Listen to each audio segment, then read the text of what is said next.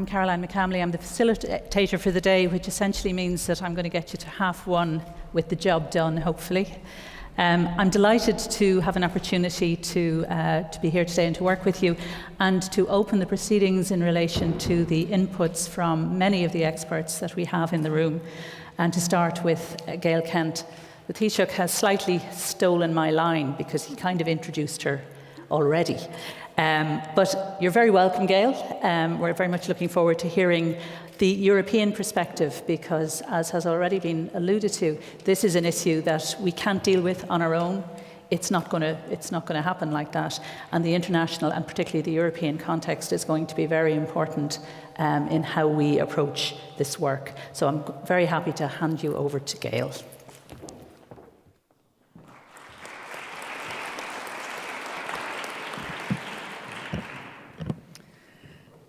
Good morning, everybody. It's a privilege to be here at the Open Policy Debate, aimed at raising awareness on the wide variety of issues at stake for online safety, especially for children.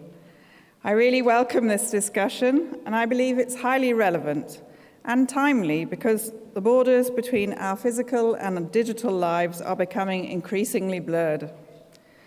New technologies emerge day after day. They offer great opportunities for communication, for learning, creativity, mobility, productivity, and in many more areas.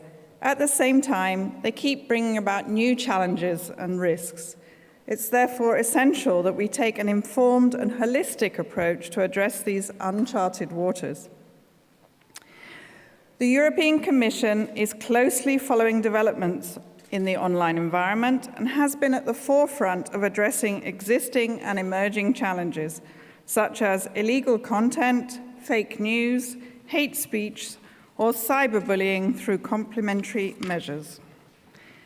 I will start by mentioning a very recent initiative. On the 1st of March, the Commission published a recommendation on measures to effectively tackle illegal content online, to strengthen the messages contained in the communication on the same subject published last September.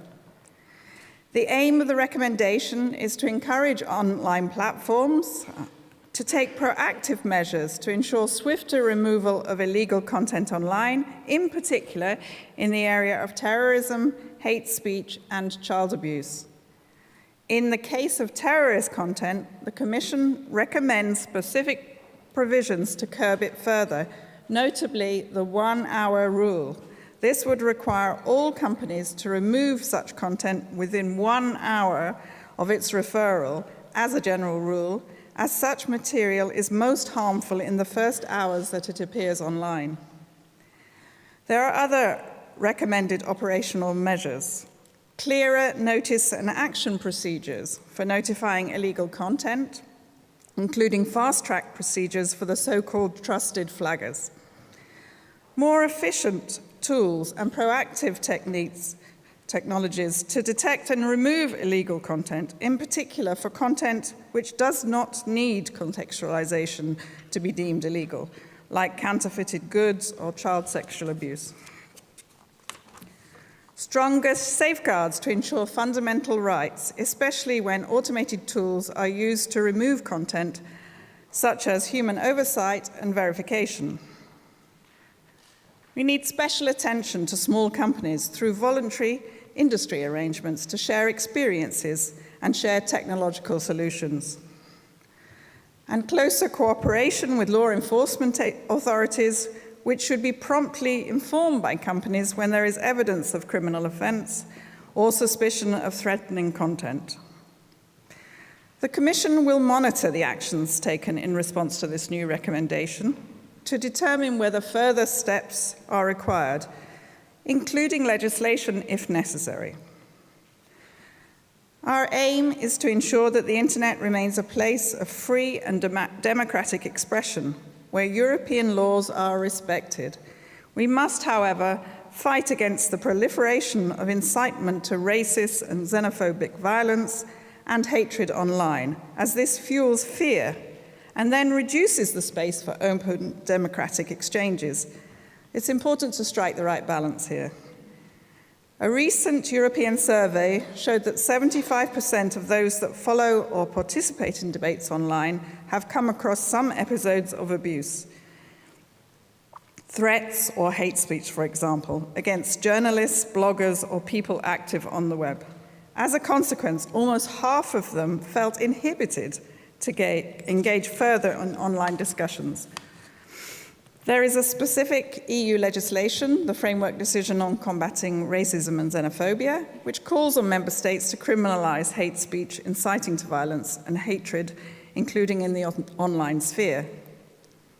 Additionally, in May 2016, the Commission presented together with Facebook, Microsoft, Google, YouTube, and Twitter a code of conduct on countering illegal hate speech online. Through this instrument, the 4 platforms agreed to assess, against national legislation implementing EU law on hate speech, the majority of users' notifications within 24 hours and committed to remove messages considered illegal.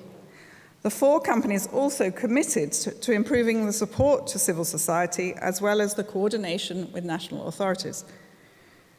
The results of monitoring the implementation of the code showed that the results regarding illegal hate speech online are positive, and the trend is encouraging. On average, IT companies responded by removing more than 70% of the content notified as deemed manifestly illegal, compared to 59% 6 months ago and only 28% a year ago. The number of notifications reviewed within 24 hours has also significantly gone up. All companies fully met the target of reviewing the majority of the notifications within a day. These encouraging results show that a collaborative approach, together with IT companies, civil society, and member states, can work. An important area where further work remains to be done, however, is transparency towards users, meaning proper feedback, which is a fundamental guarantee for freedom of expression online. There is also a pressing need to address the rising dangers linked to fake news and disinformation online, which the Commission has committed to tackle even when the content is not illegal per se. To this aim, the Commission has launched a public consultation and appointed a high-level expert group consisting of social media platforms, media organisations, civil society, and experts such as journalists and academia. The group's work will feed into the Commission's communication on fake news, which will be published later this year.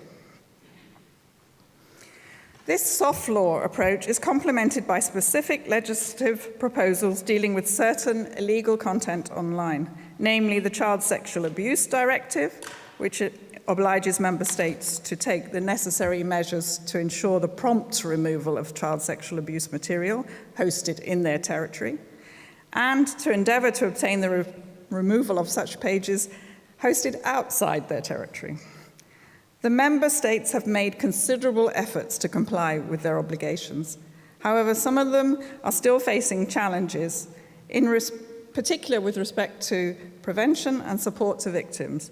The Commission continues to monitor and to support the implementation of the directive.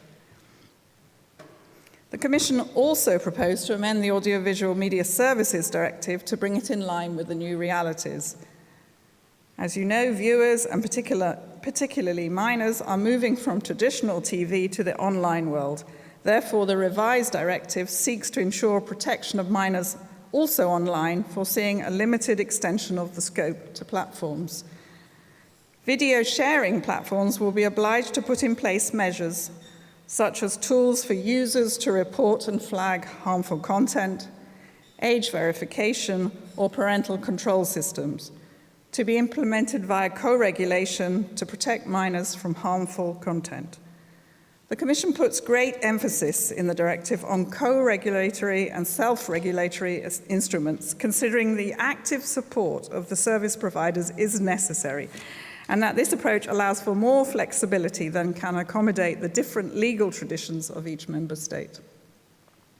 The proposal for the revised directive is currently under discussion in the European Parliament and the Council.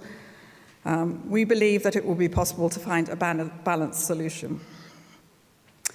And now I come to the area which I personally handle, which is the Safer Internet Centres. In order to protect and empower children and young people to grow into responsible digital citizens, the Commission co-funds Safer Internet Centres in 27 member states, plus Iceland and Norway.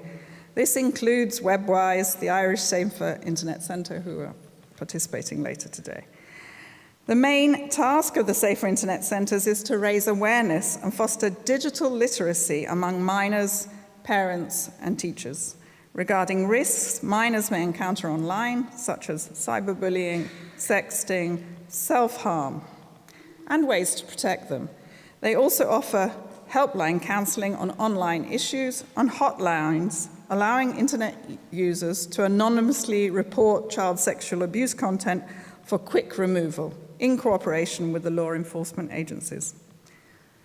The Commission also facilitates the Alliance to Better Protect Minors Online, a self-regulatory initiative aimed to improve the online environment for children and young people. Over 40 leading ICT and media companies, even toy companies, NGOs, and UNICEF are joining efforts and have made individual commitments to address online risks such as harmful content and behavior. Every year, the Commission's flagship event, Safer Internet Day, reaches millions of children, parents, and teachers worldwide to raise awareness about online safety. This year alone, over 140 countries celebrated the day with events, workshops, and other interesting activities. Our new Commissioner Maria Gabriel, took this opportunity to launch the Safer Internet for EU campaign, which will run throughout 2018 and raise awareness on child safety online, media literacy, and cyber hygiene. It will reach all relevant stakeholders, and we invite everyone to be active in supporting the campaign through various means and concrete actions. To conclude, the European Commission is addressing the issues and risks related to harmful or illegal content online in different ways and in cooperation with all relevant stakeholders. We will continue to closely monitor the developments and respond with appropriate measures to ensure we can all benefit from the online environment in a way that is safe and fair, and that fosters a wider culture of online safety and cyber hygiene for our future generations. Thank you very much.